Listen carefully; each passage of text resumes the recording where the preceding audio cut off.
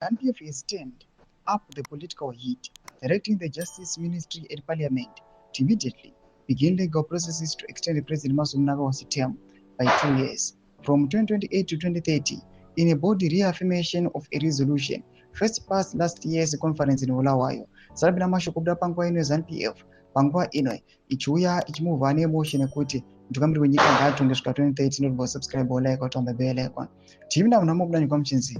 The 22nd National People's Conference, which ended in Mutare on Saturday, was nothing short of a political spectacle marked by roaring applause, praise, singing, and the thunderous chants of support as Justice Minister and ZVAITWA Secretary for Legal Affairs Yambi read out the resolution that effectively seeks to seek President Mnangagwa in power until 2030 in courts. It is resolved that his term of office as President of the Republic of Zimbabwe will be extended beyond the 2028 to 2030, Ziyambi declared, his voice rising above the cheers as delegates erupted into song, clapping, and chanting the president's name.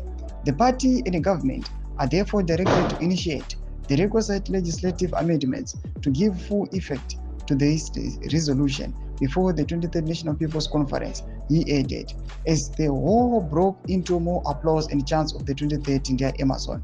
The Mutare Conference, attended by thousands of delegates from across the provinces, reaffirmed the 2024 Bulawayo resolution and went further this time, directing the Justice Ministry, Parliament, the Politburo, and the Central Committee to ensure that the constitutional amendments are completed before the party's elective Congress in 2026. Ziyambi praised what he described as Mnangagwa's visionary leadership and tangible development milestones, crediting the president for leading Zimbabwe's economic turnout, achieving with self-sufficient and steering the country towards Vision 2030, the government's target to become an upper middle income economy.